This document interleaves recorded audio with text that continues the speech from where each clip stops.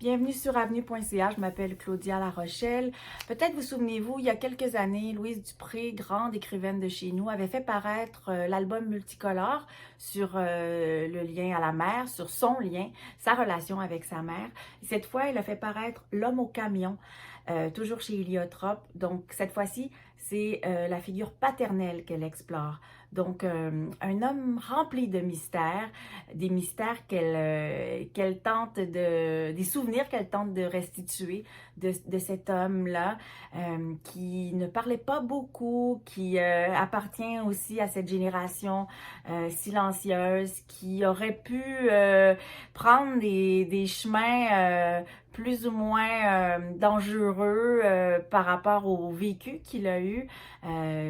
Bon, c'est un homme qui a vécu l'abandon de ses parents, de son père, la mort précoce de sa mère, etc., etc. Et Louise, revient sur cet homme. Il y a des passages dans ce livre-là qui sont d'une beauté fulgurante. C'est empreint de sensibilité. Il y a toute la poésie, évidemment, de Louise Dupré. Il y a sa voix si unique, si singulière, à la fois simple, mais frappante, oui. Et qui va parler, une voix qui va parler à tout le monde. Et c'est ça la grande force de Louise Dupré. Donc voilà, L'homme au camion, je vous le recommande chaudement. Je pense que ça va parler à beaucoup de gens parmi les lectrices-lecteurs de avenue.ca. Maintenant, Azar Nafizi, une écrivaine iranienne, donc une américaine, mais d'origine iranienne, qui a vécu longtemps à Téhéran, dont le père a été maire de Téhéran et qui enseigne maintenant la littérature à l'université aux États-Unis, la littérature anglaise notamment.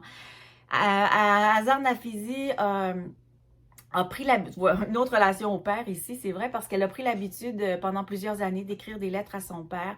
Même après son décès, elle a continué de lui écrire. Et donc, on a quelques-unes de ces lettres-là à travers lesquelles elle revient sur les pouvoirs insoupçonnés.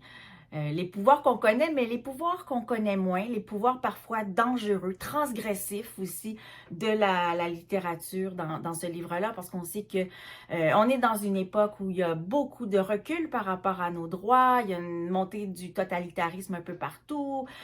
Donc, je pense que ce livre-là tombe à point et qu'il parlera à plusieurs personnes. Et je pense qu'on n'envisagera plus l'acte de lire de la même manière. Je dirais qu'on ne prendra plus le pouvoir de la lecture de la même façon. Donc, c'est un grand livre qui est paru chez Zulma dans sa traduction française. Voilà, je vous souhaite une belle semaine. Je vous souhaite de faire de belles lectures. Bye bye.